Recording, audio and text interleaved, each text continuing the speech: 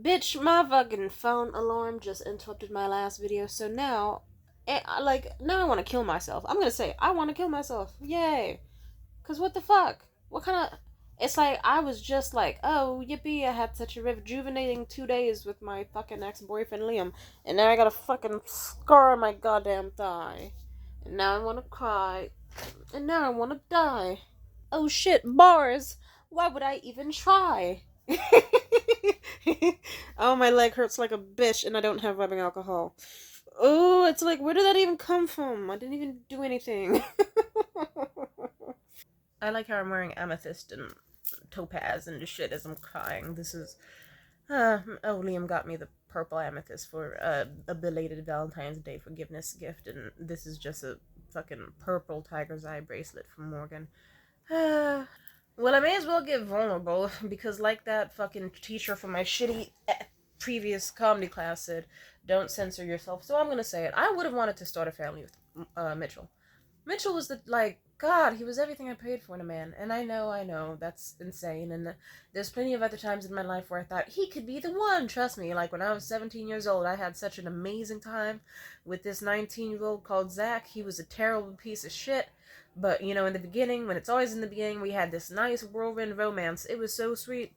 Like, we went everywhere together. We went from here to there, there. We had an amazing day at Fisherman's Wharf. We watched the fucking seals fight each other with the sunset, and like, we went on the shitty ass merry-go-round they had, and even when we were just sitting on it, as it was basically not moving us at all, but up and down super, super slow and spinning in a circle super, super slow.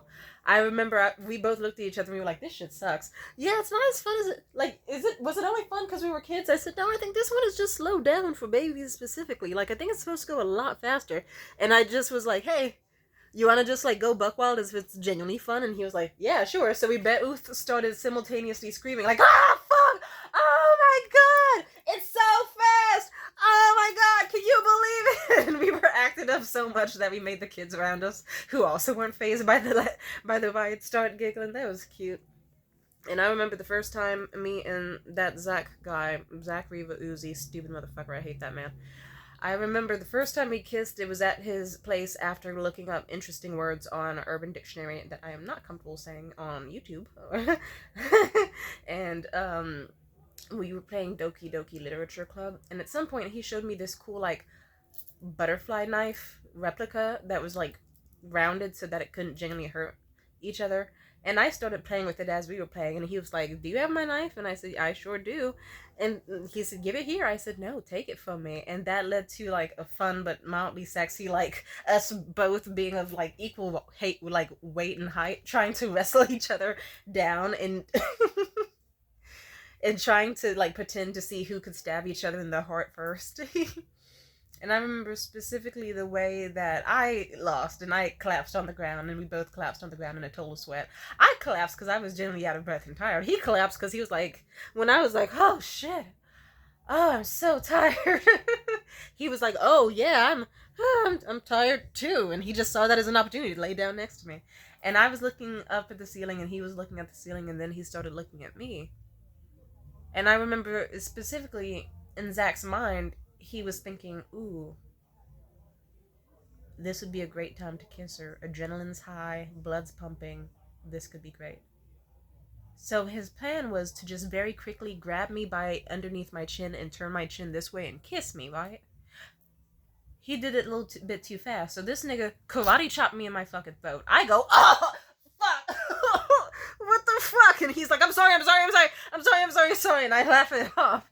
And then one thing leads to another, but then let's just say then he just was like, fuck it, let's do it slow. He grabbed me by my chin with like two fingers and slowly brought my face towards his and then planted a kiss on me. And as things tend to get with me, Jesus Christ, if I had a nickel for every single time a first kiss with a guy resulted in either sex or almost banging, Jesus. Yeah. I'd probably have enough money to get my fucking hair done. But yeah, and a lot of other fun, pleasant moments happened between us. Some moments felt magical, like out of a movie, and some were terrible. I hate that man to this day.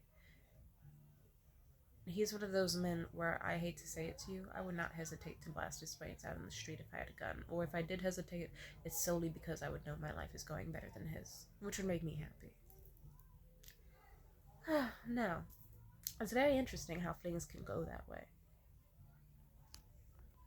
How 1 second a fling could mean, like, I don't know. That's the interesting thing about it. 1 second, your life could be however it is, then it could change in the instance when you meet a person and you just can't go back after. I hardly remember how my life was like before I met Zach, but I know it was good that I met him because before that, what was going on with me? I remember before I met Zachary, my life was really shit. But it was still on the uptick. Like I had just graduated high school, still had complications with my mother and my house life, of course, but at least I was out of high school. And I was gonna get my life together in the film industry, and I actually had a lot of luck. And I hate that, like, I can't tell if knowing him did like a weird thing where it made my life better but worse. So he made my life better in the sense of, oh cool, like he was the first guy where he was good enough where I felt comfortable asking my mom to sleep over at other people's house. I didn't say it was a man's house, but she didn't ask, so it was like, okay, I guess now I can sleep at his house. And we had a great fucking time doing so. Like, and I was able to spend more days or hours with him, and I don't know, he unlocked certain opportunities, but even then, with time that passed, it was like, I don't even want to talk about it. Let's just say, emotionally unavailable men who fall for me very, very quick, or want sex with me very, very quick, or if even if they do get sex, they still want more, but then the whole time, it's like, I a different fling of mine, Chance. Yep, Chance Williams Christian. He was Catholic, ironically, but sorry to say his full legal name on here, but at the same time, I don't give a shit. I haven't seen him in 3 years. Who gives a fuck? My heart hurts really bad as I'm recording this, and it's weird because I was in a good mood earlier. Let's just say, I remember the wisest words Chance told me is most men really don't know what they want at their core. Chance was no exception because 1 second he's crying and throwing a fit because he really, really likes me. The next second he's saying he doesn't like me and doesn't want me. But then he also revealed that he was secretly stalking me online on multiple other platforms without me knowing, which was kind of an obvious sign that it's like, yeah, dude, you did like me. You, what? I still find that weird to this day. Because it's like, I don't know. It's like, not the first instance of a dude getting really, really obsessed with me to the point of being scared of however they feel for me. Or whatever the fuck is up with them. Ugh. The thing that it's like, I have no issue with men liking me. But it's so funny. I'm always put on this goddamn pedestal where men are like, oh no, if I were to be with someone like Timidity, I would be terrible for her.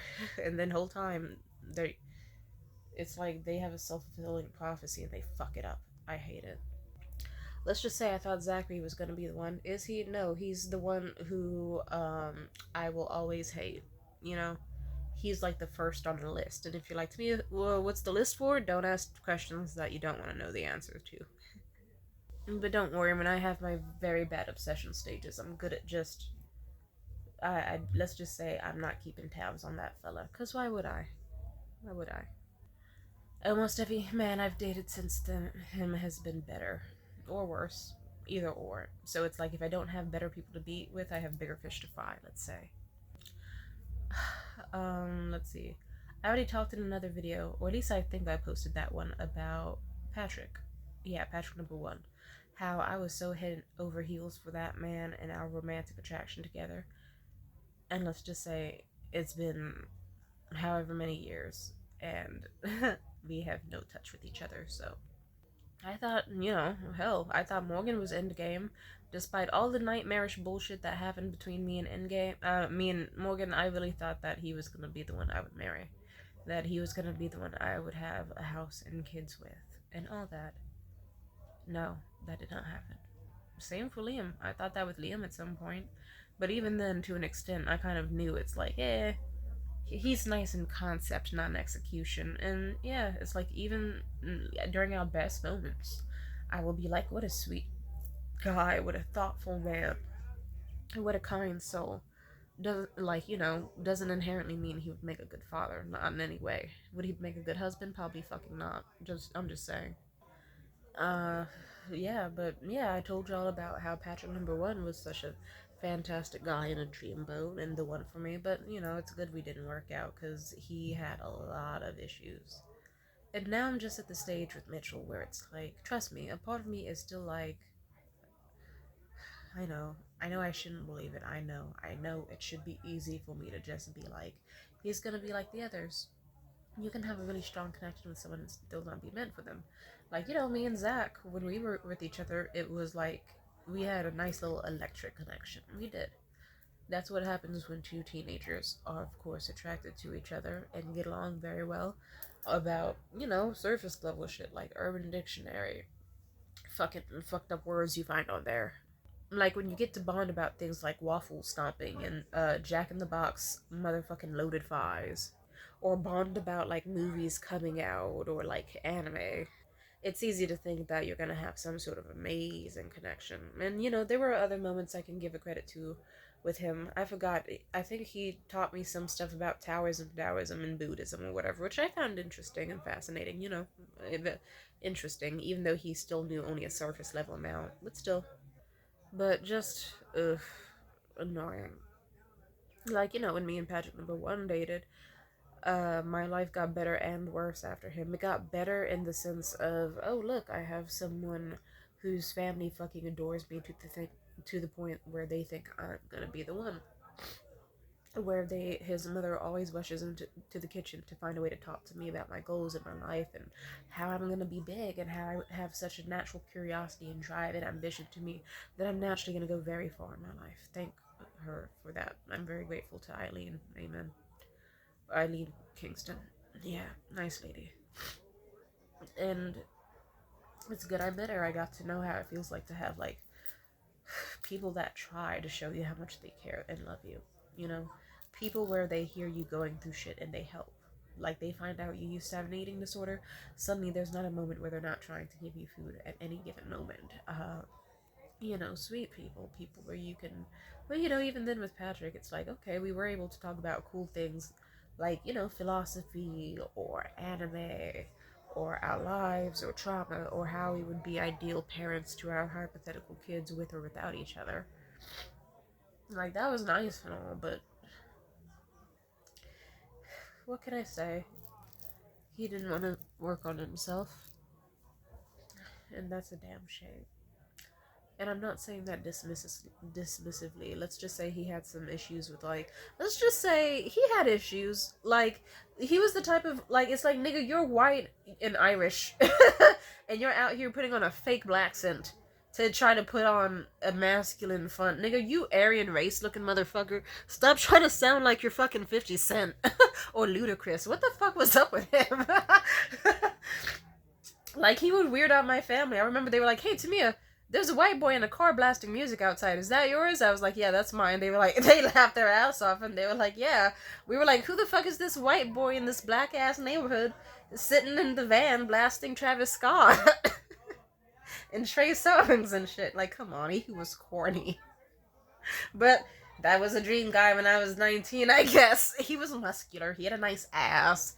He could be very smart at times. And he actually did work on his anger issues and had discipline, which I thought was very attractive as a man. Even though he still had a lot of issues with misogyny, internalized racism, his own lust, and ego, and pride, and plenty of other things. People have their things. He needed to work on them.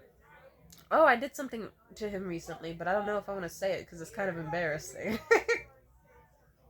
we, maybe I'll tell you at the end of the video if I'm in a good mood. Yeah.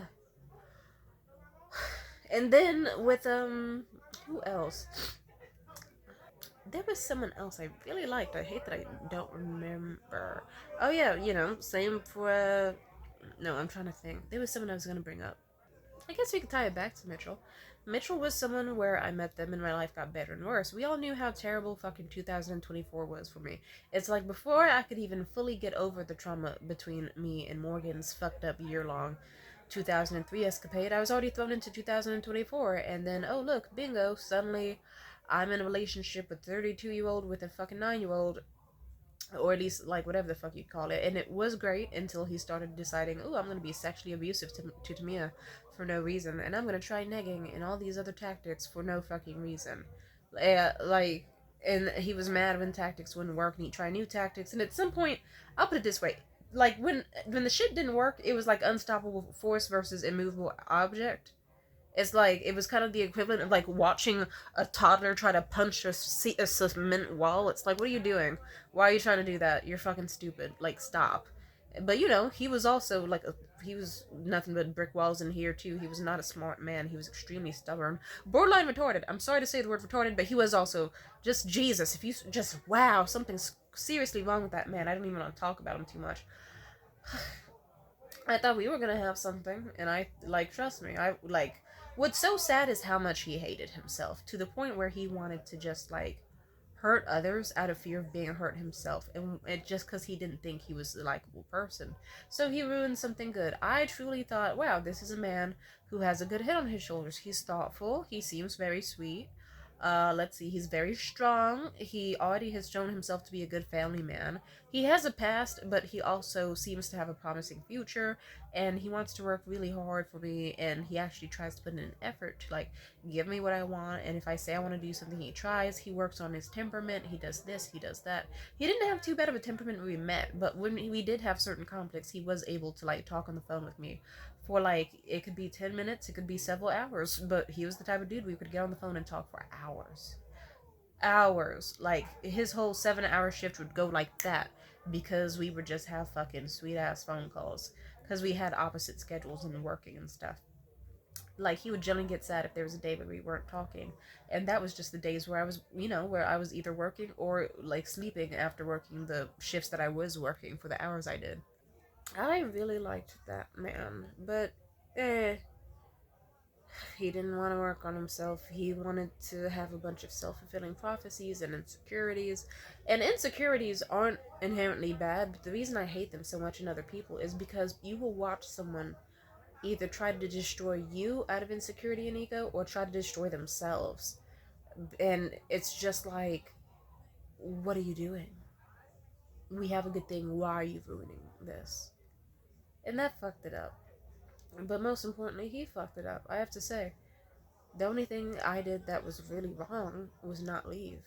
It took a while to leave, but it wasn't easy to leave because, like I said, this was something I could, like, 7 hours would fly by and feel like fucking 3 hours just from how nice we were able to talk and how all the fun we were able to have and the jokes, and we connected in a really great way. It's disappointing how things ended up, but I gave it my all. And that's what hurts, but I did. I stayed a lot longer than I should have, and I got punished for doing so, and it hurts. It does. But you know what? I tried. You can look back at every single moment until the very fucking end, and you will be like, Tamia was there. Even when he wasted like $3,000 on a fucking deepfake AI that some scammers in Thailand were trying to fucking convince him he was gonna fuck a porn star. Like, yes, that really happened. He spent $3,000 trying to fuck a porn star. What a fucking idiot. God, he's stupid. He's so goddamn dumb. It's like, how do you fall for the hot porn stars in your area scam? Nigga, Angel Youngs has an Instagram. You could see where she's at every single day because she posts what she's up to. She's in fucking LA. You really thought she was gonna, like, nigga, he's so, he needs to kill himself. I'm sorry, that's a little brutal. But also, I don't care. I don't care, nigga. I don't care. He was raping me. He was abusive. He was terrible. I had nights where it's like, oh my god, he was such a terrible man. He had the type of lust and rage and greed you would fucking read about in the Bible. Like, nigga, like King Solomon type shit. I think King Solomon was the nigga who had all those wives. I think, like, damn, nigga. But either way, it's like, bruh, like, I could be ovulating. I have a high sex drive. Imagine you have a high sex drive, and you're able to fuck a dude, like, 9 times back to back in one night. Wear that nigga out. Like, face sullen. Dick dried up like a raisin. Air, like fucking just everything, like juiced out. You and like then guess what? He somehow still has energy for a tenth, and then you're like, oh, sorry, sweetie, I'm really sore and I can't. It would actually physically hurt to try. Maybe in the morning when I can sleep and shower, and maybe in the morning. And then he still tries to get me to fuck him, and I'm like, baby, no, I don't want to. But even as I talk about this, I still just remember his fucking crooked ass teeth and his thin ass lips and his hot ass breath trying to lick and bite and breathe in my ear and trying to like demand I fuck him more. And the fucking way he would grip parts of my body or kept trying to just. I wish that man would kill himself. That man deserves something worse than death. I'm just saying, if that man got sent to Guantanamo Bay and had his fucking foreskin attached to like, or does he have foreskin? I kind of forget. I don't remember his dick. It's good that I don't remember his dick. I don't want to think about his dick. I don't care about his dick. But if it got lopped off on live television, you would see me root at the TV like it was the motherfucking Super Bowl, baby. Like, yeah, let's go! I'd be lit. That's a bit graphic. But yeah, someone needs to hit his head with a fucking mallet as hard as possible. And so hard that his fucking fingernails just like split in half. Ew, that's graphic. Sorry, we're getting a little graphic here. I hate that man. I hate that man. But yeah, till the very end, I was very nice. If anything, he's very lucky I didn't kill him. I would have killed. I mean it. There was a point I got really close, but let's not talk about that right now. Let's be in a good mood. But yeah, it's like till the very end, I tried to help him out. He couldn't help himself. I left. He got mad about it. It's like, boo-hoo, you fucked up. It's like he spent more effort and time into trying to send paragraphs to me on my social media for weeks, trying to curse me or whatever, saying terrible things my direction. It's like, nigga, you can't wish something worse for me than what your existence in my life was. Your existence in my life was so bad that any curse or bad energy you want to send my way, you physically can't, my nigga. It's like, the hell was with you. You're wishing hell on me. It's like, no thank you. That's the whole reason I blocked you in the first place.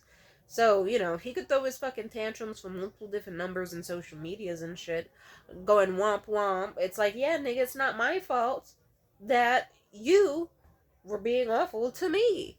You had no reason to do that. So yeah, and then I had to process all that trauma. And time passed, and I tried to go on dates, and some dates went great, some dates went awful.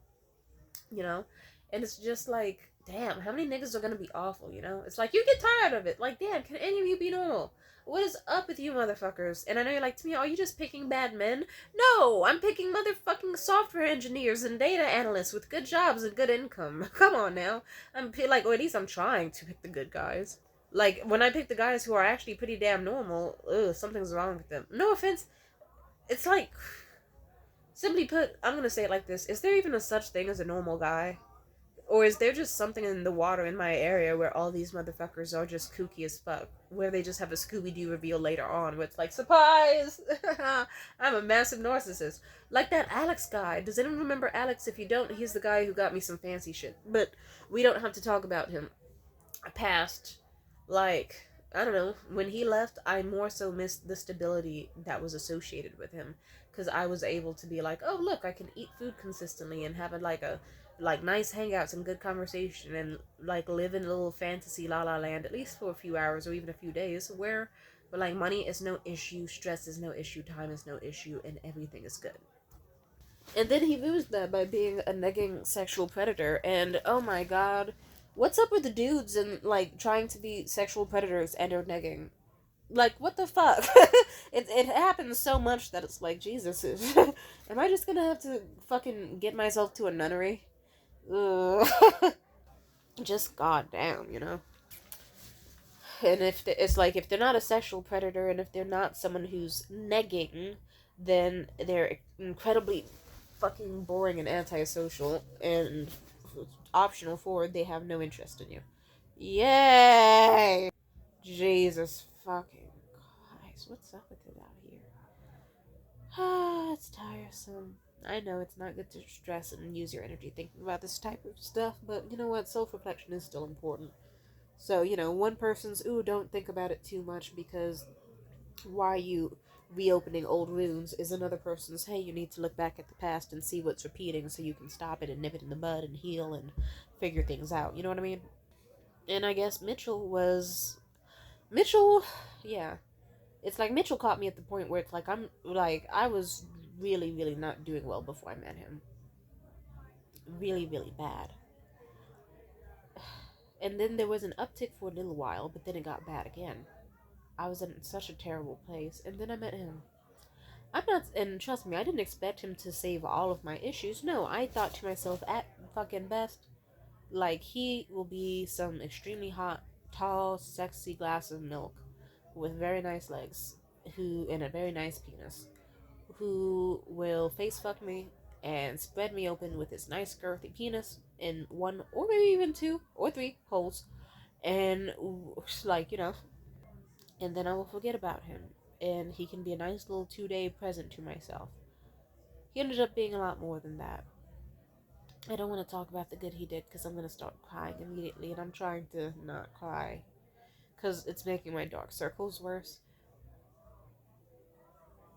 But he acted like he cared a little too much, and he's not around. And now I have to figure out what the fuck to do. I'm getting to the point, though, where I'm feeling about him like I do about other things, where I'm not caring. I'm at the point where it's like, for all I know, he could be tongue kissing his 16th fucking girl by now. Do I care? Not exactly. Because he's not a good person. And I don't want the type of guy who would just do something like that to a girl he allegedly cared about. I don't want to date a slut.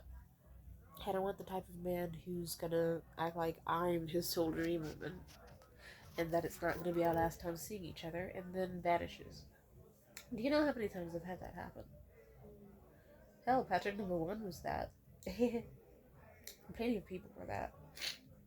It's one of my worst traumas. Someone I love would not put me through my worst traumas. They would respect no for an answer when I was fucking drunk in that hotel room like he should have. Someone who truly loved me and would have tried to communicate, would have cared, would have put in effort in a lot of fucking ways. I don't feel anything for Mitchell anymore. No potential, no anything. Any reason I cry is just because it just. Let's just say now he is a wound who I'm trying to not reopen. I'm trying to just let it scab over. And the past 2 days were nice. Like I said, it's easy to think you're healed from certain things when it's not in your face anymore. So Mitchell was amazing in a lot of ways. But trust me, it's still at the core, it's like, this is a man. This is the type of man where I was extremely vulnerable. But, like, I didn't need any more issues. He brought me bliss and blessings in the form of sweet words and sweet gestures and effort and all that, but it didn't last. Because he couldn't do the core things that I truly, truly needed. He was not my dream guy. He was just a sick, disgusting fucking facade sent in my life for whatever goddamn reason. He was a nice little distraction for a week, and I wouldn't even mind him being gone had he not specifically said it wasn't going to be our last time seeing each other in fucking 4 minutes. A 4-minute long video where it's nothing but him kissing me, refusing to let me go in the hug, holding me. As if I fucking mattered to him. He could have left it at a simple 30-second hug, maybe a little smooch on the face or the lips, and a simple, it was nice to meet you, have a good day, get home safe. He didn't have to make it such a grand exit. And that's why I hate him the most. I'm debating on doing something bad to him. And if you're like, what do you think about doing something that's bad? Nothing. Don't worry, not a crime. And I know, like, if that's your first thought, it's like, yeah, to me, you did say in this video several times that you have hurt people in various ways or want them murdered. He's not on the list. Believe it or not, I know you're like, why is Mitchell not on the list? Because as terrible as he was in a lot of fucking ways, he also was amazing in a lot of fucking ways. He's one of the few people where it's like, if I saw him in public, I'll put it this way. My hatred for him is in the sense of if I had a big truck, not like a super those mega type like big rigs, but if I had like a nice sized, not quite a van, like a minivan. If I had a minivan and I saw him on the crosswalk, I would probably speed up. I'd speed the fuck up, but only so I could like run over his leg and make it twist all the way around, and then just like drive off. You know, I wouldn't want him dead. I would just, want him fucked up. That's how I feel. And then meanwhile, yeah, how do I put this? There's people I've talked about where I want them to get Saints Row 2 treatment, where I hate them so much, where I want them to get fed to the wolves. I want them to be done like Carlos did in Saints Row 2 before he got fucking shot in the head. I want them fucking a chain around their leg attached to the back of a truck, just like in someone's doing a sideshow and spinning them around endlessly, endlessly, endlessly, to the point where their meat is just all over the fucking concrete. Like it smells like hot sizzling bacon from how fast they're going. Like some people I hate to that extent. Mitchell is just someone where it's like, if I like, let's say I hate Mitchell to the extent of if I had, that scene from Misery where she has the sledgehammer and she breaks the dude's ankle. That's how much I hate Mitchell. But then I'd probably do that and then be like, oh, I broke your leg. I'm gonna call an Uber to your place and I'll be there sometime later with ice and bandages and like Capri Suns. Like that's how I feel. I don't hate him enough to want him dead. Because believe it or not, despite all his terrible stuff, and it feels so weird to say this, I do love that man. And I like to be in love, really. You knew him for a week or so. It was a nice week. Let me be delusional. I wouldn't even say it's delusion. He made me feel things that I haven't felt about someone in a very long time, and this time it seems real. And that scares me. A lot. A lot. To the point where it feels natural. To the point where I'm really on the internet saying that I love him. And that feels gross, but it feels not incorrect. It's like, that's what my body's telling me. It doesn't mean that I'm in love with him. It doesn't mean he's my future husband. It doesn't mean I'm going to have his kids, even though, holy shit, we would have beautiful kids. Have you seen Mitchell's eyes? And his lips and his cheekbone? He's a gorgeous man. And also, I don't know. But just because I see his potential doesn't mean he'll ever reach it. And I can love someone, but also not be in their fucking life. And that's how I feel about Mitchell. It would have been nice if we could have even just been the type of people where we are far away, doing our lives, and I send him a postcard every now and then, and I get one back from him. Like, it would have been nice if we could have been, like, Christmas card type friends. Or, like, one day I'll have kids, one day he'll have kids, and we'll hang out and have a party types. It would have been nice to be at that level, but I don't think so. And then again, you never know, because, I don't know, me and Morgan, the way we started, like the way I met Morgan was literally because I fucked him behind without Chance knowing. Chance found out through a fit, even though Chance the whole time had another bitch, I'm pretty sure, or whatever the fuck was up with Chance. He had issues. He didn't want me, but he also did. But whatever.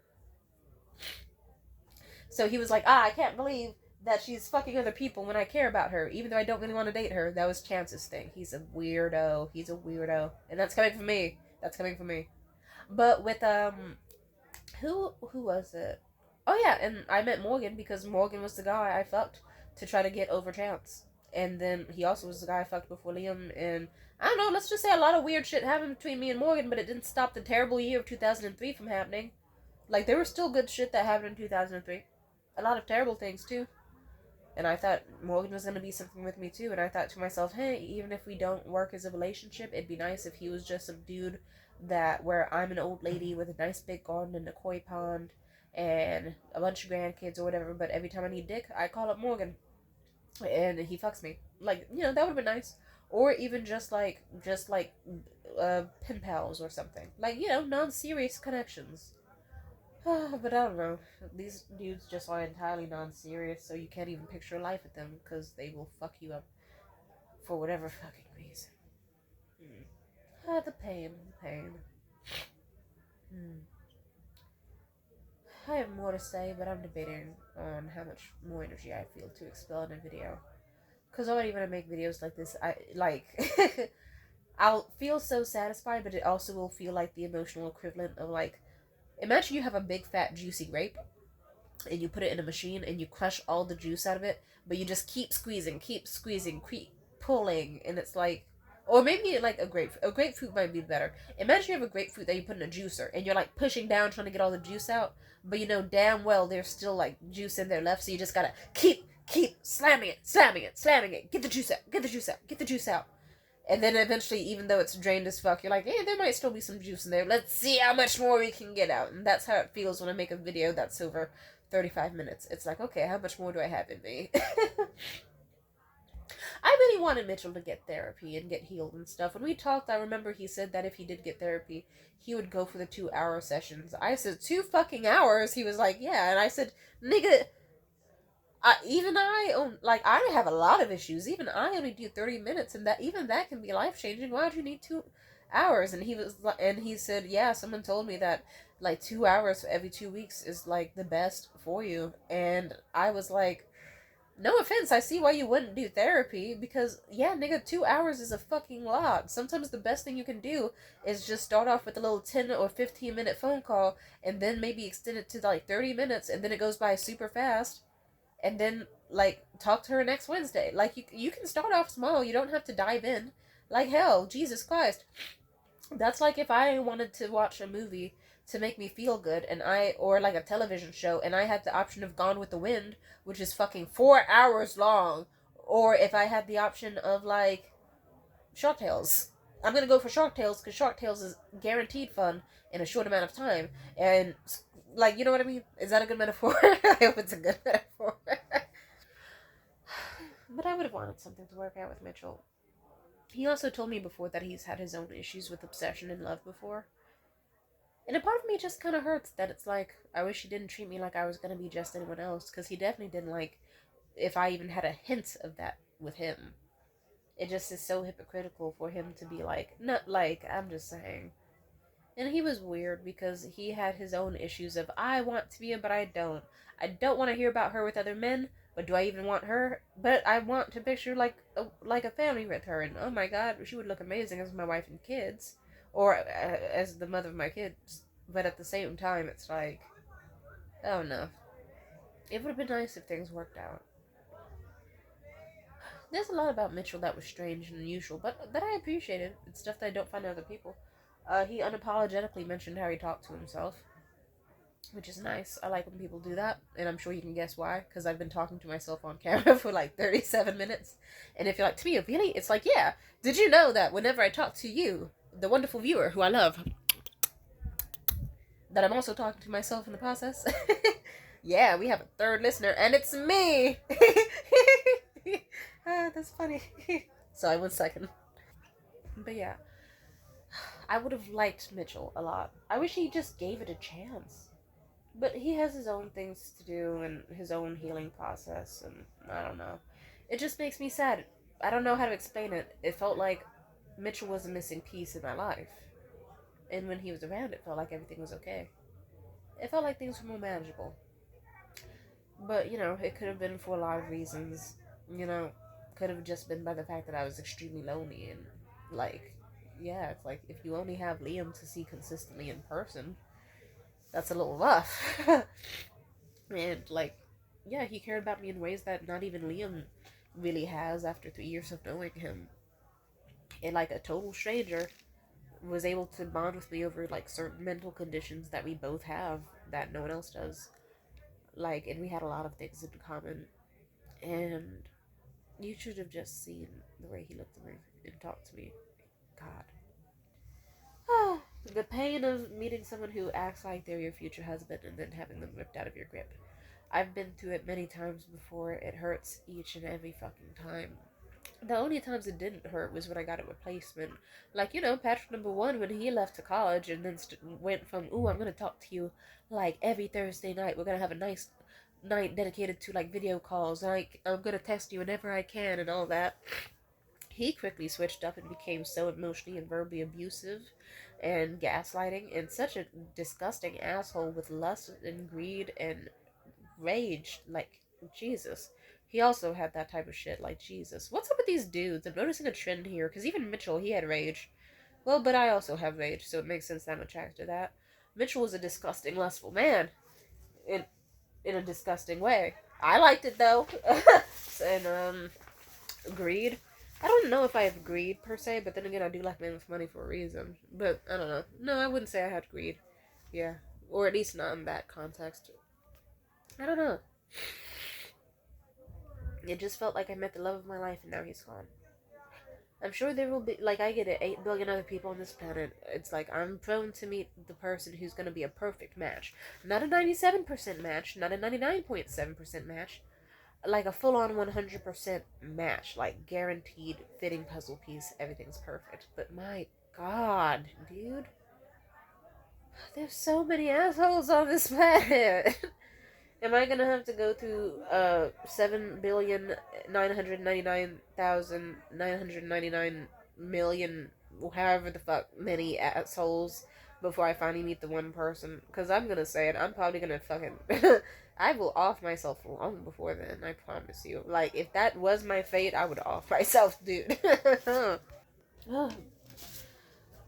But I also was gonna say this in the first video. I also understand that my life was already fucked up and Mitchell came in. So anything with him probably just seems 10 times better.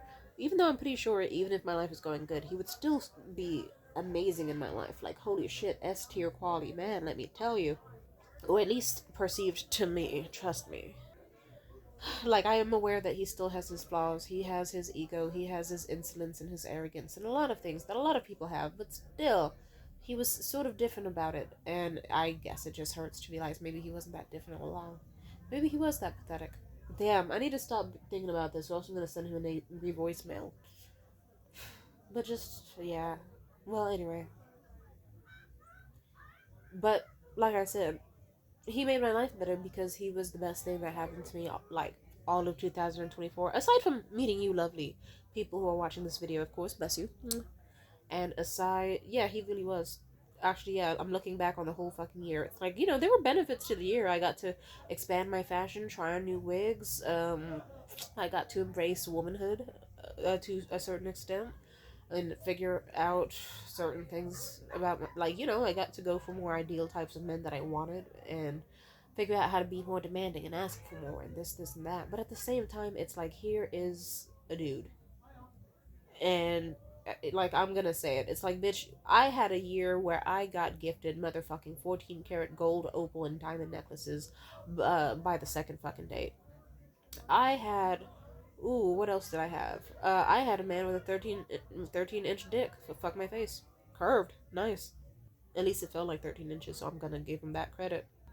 I had, what else? What else? Oh no, I had plenty of blessing. I went to fucking high-end restaurants twice in like one fucking week. Like the exact same exclusive restaurant. I went there twice with two different niggas. I have met film producers, film directors, data analysts, software engineers, all that shit. And you want to know what the best experience of the year was? It was meeting Mitchell. And that makes me so sad. But then again, the year was really fucked up for me. And I would have liked Mitchell even if the year wasn't fucked up. If the year went amazingly well, I would have still liked Mitchell a lot. It probably still would have fallen apart for the reasons that it already did in this timeline, but still. The best part of my year was meeting him. And I know he is also the worst part of my year, because look, it's February 20th. It's officially 2 months since I first met him. And I'm still crying about him. I'm not happy about it either, obviously, because I'm crying. But damn, nigga. Oh well. Anyway, I might have to wrap up this video soon because I can't just keep crying. I'm gonna cry out all my water, and that's why I've been looking more like the Crypt Keeper every day, because I'm getting like zero water in my system and limited amounts of nutrients, which is not healthy. I recognize that to an extent Mitchell felt so good because it's like, oh, look at me. I had a week where I was able to like shower every day with no mold in like hot water consistently.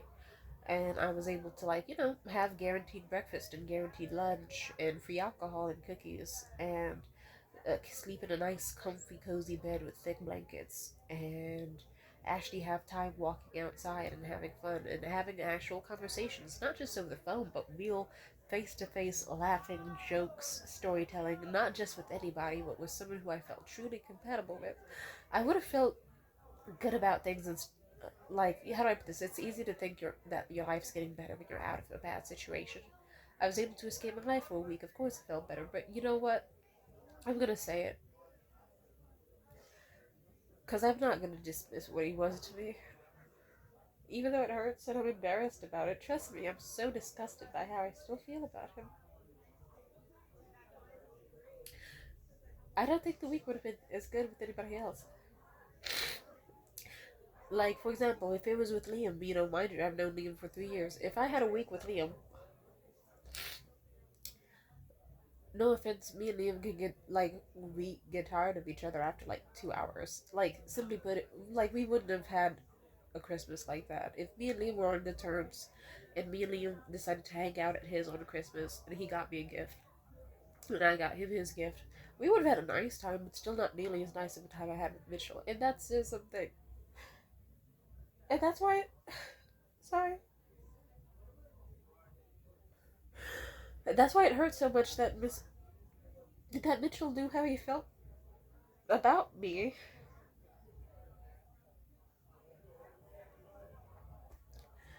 and didn't want to pursue it, or wanted to pursue it, but only in a half-assed way. Not, it hurts.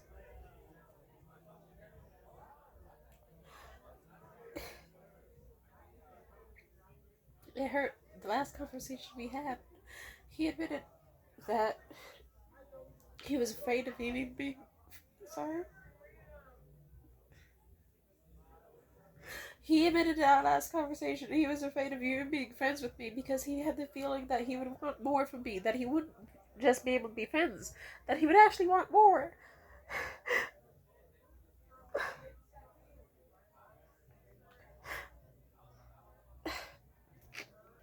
That, all of it hurts. All of it hurts. The love bombing, the gaslighting, him saying something like that, and not knowing how much it hurts to hear that he has feelings for me, but at some point he just decided it wasn't worth it. Either because he hated himself, or he saw something he didn't like within me, or he did, or he's just a fucking coward and a pussy who doesn't want to work on anything because he's a bitch, which probably is what he is. Trust me, because a lot of these niggas like the idea of, the American dream, a bunch of kids, a white picket fence lifestyle, da da da da, but they don't want to actually put in the work. You'll never see those men actually getting therapy to undo generational trauma. You'll never see them picking up parenting books. No, they want a life that is all perfect like that. They want to have their cake and eat it too, and I don't know. Something is fundamentally wrong with that man. Like, I already know there's shit wrong with me. Of course I do. But what's fucked up is the fact that he liked it. He did. He liked me. He doesn't like himself. And he's not very smart. And he's not very cool. And he's not as lovely as I wish that he was. So I have emotional fluctuations where it's like, oh, here's someone who made me feel unlovable. But deep down, there's someone who's not even really. They're not someone who I really feel is or however, whichever is grammatically correct. They're not someone who's deserving of my love. Because if they were, if Mitchell truly was my dream guy, like if he was gonna be my future husband, if he was gonna be the guy I would have a nice life with, you know, he's got his issues. He doesn't have the most positive opinion of sex workers, and I remember the way I stared at him like he was an idiot, and he looked back at me so naively, and I thought to myself, this man knows what I am, or was. He's either forgotten or he's having that cognitive dissonance shit that misogynists tend to when it comes to sex workers. So, I don't know what his deal is, but whatever. He always had self-hating consistently. That was something I remember so well that he would not stop doing. He was just endlessly hating himself. It was fucking pathetic. Like, Jesus Christ. He could not communicate worth shit. I'm just saying, if I, like, God. Like, I get it, life's scary, but fuck, dude. I don't know. People are disappointing. Okay, I'm breathing again. That's good. I guess the good thing about me is that I can recognize my flaws, and the people I had dated, their tragic thing is that they either think their flaws are worse than they are, so they do fucked up things to try to like cover them up, like they lie or gaslight, or they know how bad their flaws are and they don't try to work on it. Like, Jared trying to be a rapey guy or like being manipulative and stuff. Like, I don't know, some niggas are just like content being pathetic. And then meanwhile for yeah, and then I don't know. I'm the type of person where I'll at least self-reflect.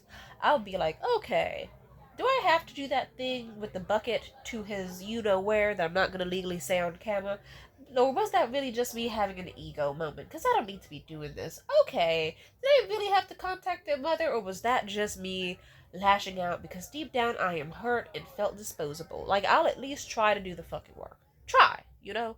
You try. That is the important thing in life, you try. And I don't like people who don't try, and it's something I find pathetic.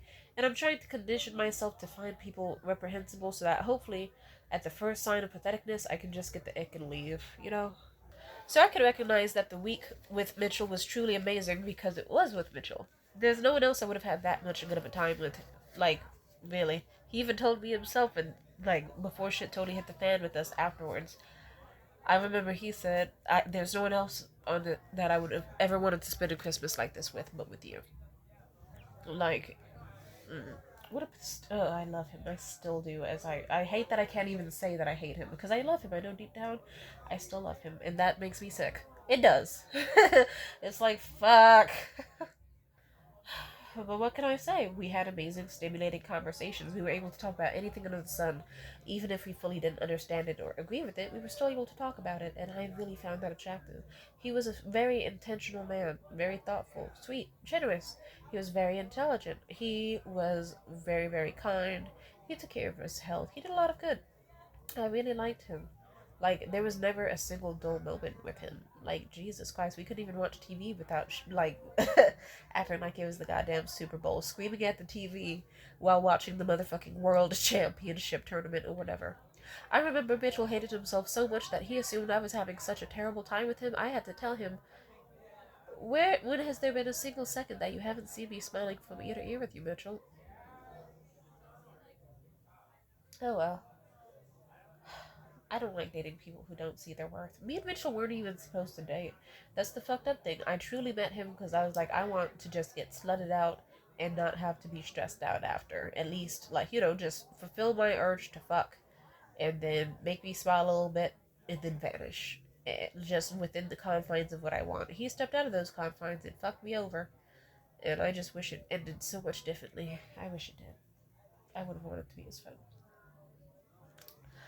But whatever. Not everyone you can bring into the future. So he was a nice distraction, and he was a nice you know. I'll put it this way. I don't know. I kind of wonder if my life was good before I met him, would I have had an easier time transitioning out of what happened between us? Like if I didn't have to come back home to a cluttered bedroom with bullshit in it, intense housing bullshit related to certain things I don't feel like discussing on camera. And if I didn't have to go back to just total loneliness and isolation.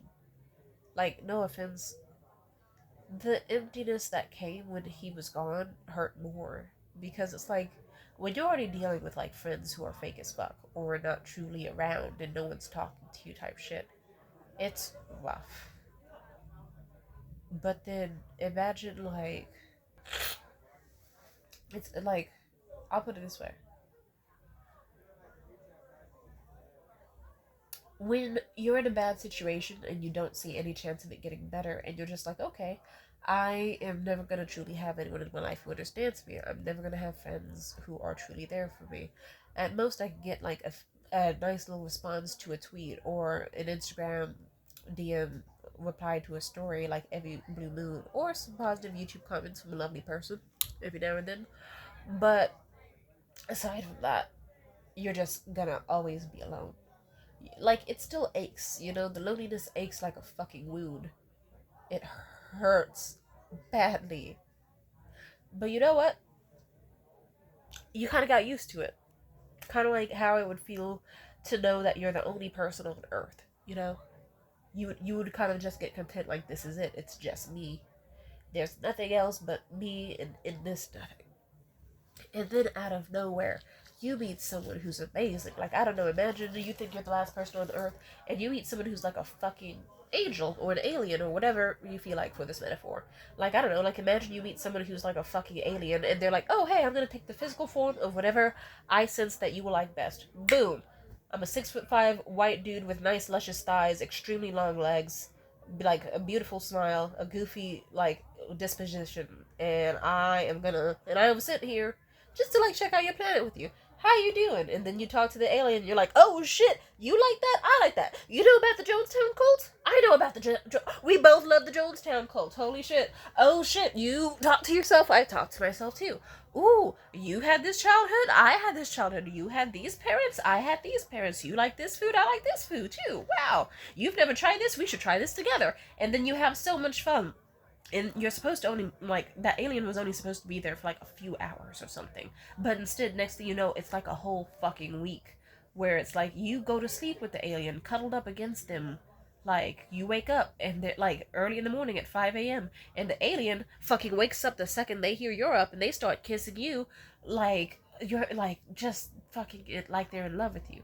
They start saying, you know what, it would be great if you could come to my planet with me, and you would love everything over there, and we'd be such best friends. You're like, oh, that'd be so and then you're vibing with the alien, and everything's going great. But then you know damn well your alien has to go back to their planet, but they're like but they're specifically like, they promise, like, no, this is not going to be our last time hanging out. We are going to see each other again. You are way too perfect.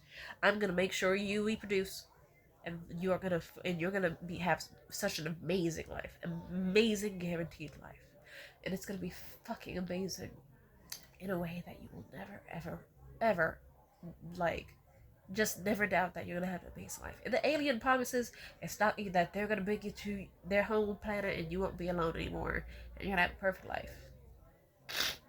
And then the alien leaves, and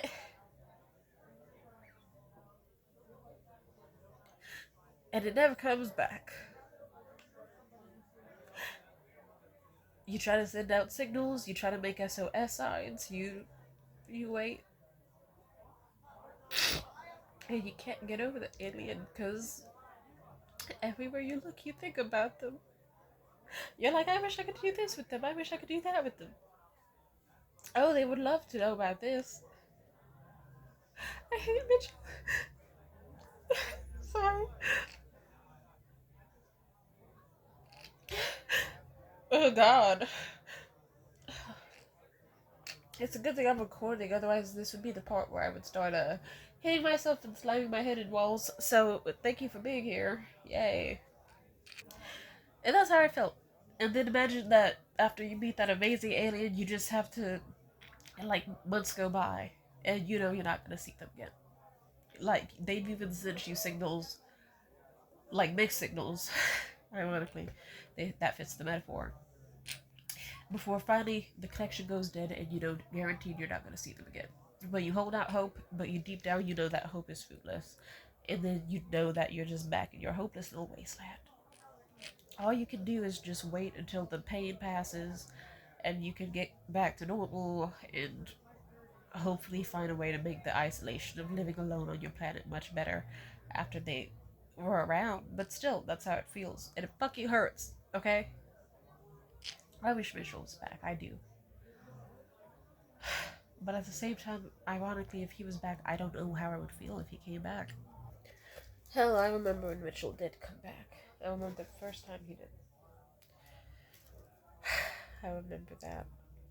And I remember how emotionally fucked up I felt. How emotionally taxing it was. And how when he called, I didn't know what to expect. I knew he only called me because he was scared of me telling his mom about his actions, the bad ones. And I remember how terrified he was of that, and how he kept hyperventilating and saying he was sorry. And he kept trying to claim he didn't mean to do what he did to me when he was drunk. And I said, if you truly mean that, then how about this? Swear on the life of you and your family. Say, God strike down me and my family. if you truly didn't mean to do what you did to me, and if you truly didn't know what you were doing, and if you truly didn't hear me say stop, then swear on life for you and your family. It took me a long time, but he did finally do that. And I don't know, the conversation got tense. One second he'd apologize, the next second he'd try to gaslight, the next second he'd try to backtrack, the next second we were screaming up the phone, calling each other fucking liars. He wanted to ruin each other's perceptions of each other, and then I don't know, something took a shift. If hell, I even have video of like that conversation. Like at some point, I video recorded several parts of that conversation. It's like 2 hours of the 9 hour phone call I recorded, and you see the part where he started talking about how he liked singing to me and trying to make me smile. And he was sweet talking to me, and I knew it, but I fell for it like he was the fucking Pied Piper. He impressed me, and he made me drop my guard down and feel good. And I hadn't felt good in quite some time, so it felt nice. I still remember the bad he did, but I guess I just thought to myself, I've been in enough pain. I don't want to feel pain any longer. I'll go on the phone with him, and it'll be easier to talk without guards down, hopefully. We'll get somewhere. And we did get somewhere because that 9 hour phone call came to take place. And it was still quite obvious that he felt some sort of way with me. Even despite all the extremely neurotic voicemails I left him. And, and also, yeah, other stuff that I don't feel like talking about. I don't know. Well, I feel like passing out, probably because I have cried out all of the water that I am drinking. But, yeah. It would have been nice if things could have been different. But oh well. And I'd like to say I'm over it, and that I would, I'll put it this way. Whatever he's up to right now, I don't give that much of a shit. I'm just focused on me and what I can do to make myself happy, because now that it's the official 2 month mark, how can I just okay. And now what can I do to make myself happy? Because, winter's finally starting to end. We're starting to get consistent sunny weather, and I got to enjoy the last few days out of town, enjoying the nice sun on my skin, and even though I got a sunburn, it hurt in the best way. And I got to draw and picture out an amazing life where, I'm a housewife who either has kids or doesn't. I could also just be a bad bitch who likes pretty sundresses, and I have a nice big house and a koi pond and a garden, and I wear fancy, exquisite jewelry and beaded sundresses all the time. And I'm happy. And I get to live a happy life. And I'm gonna have that life. And I don't need these niggas in my life to have that. I can have that regardless. And I plan to. So it'll all be good. And I've said it before. Let's just have him miss out. Mitchell can miss out. And if he comes back into my life or he doesn't, it doesn't fucking matter. Because trust me. Yeah, Jared, I remember, curse his name, that loser I dated who fucked up 2024 for me. Let's just say, there were several moments I did not expect him to be around, and he still was. Trust me.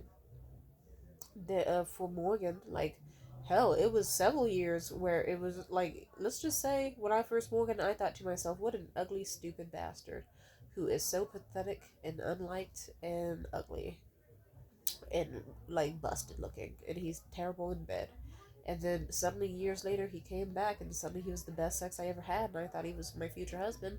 And now fast forward to now, he's a dude who I don't give a single fuck about. Aside from the fact that I did send photos of me and Mitchell to his family, and I said, fuck it, I got a new nigga. I forgot I did that. Totally toxic. Just fuck you, I got a new nigga now. This nigga is 6 feet 8 inches, and those are two separate measurements. Just kidding. He's 6.5 and 8.5 inches soft. Toxic. But fuck Morgan. There's more about Morgan that you don't know about, but I'm just pretending. How do I put this? There's only a certain level of depression I want to hit tonight. We are not going to talk anymore about Morgan past the year 2023, ideally, because yeah, we're going to pretend he didn't exist further, okay?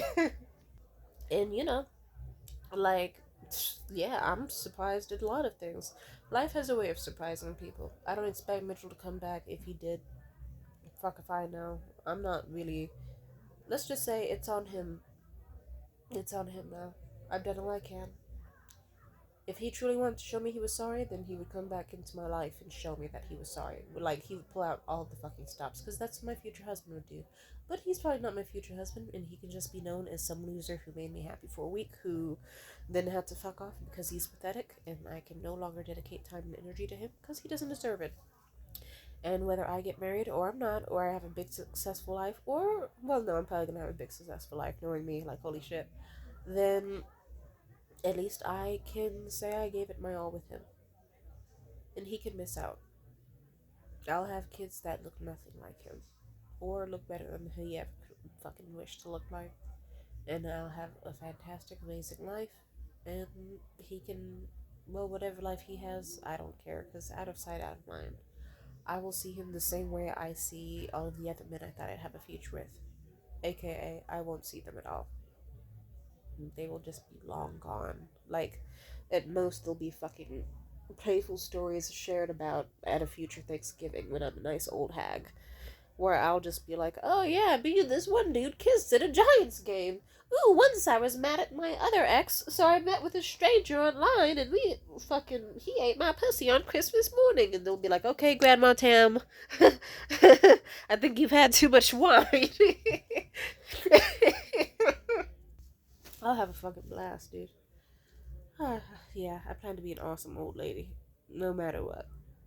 And I'll have an amazing life, and it's okay. I don't need losers to be the people, to be the father of my children, or the husband, or to be the one I'm sending postcards to and getting tea with. Let them be losers and be left in the past, because I'll just save the amazingness that I have in store for other people who are much better.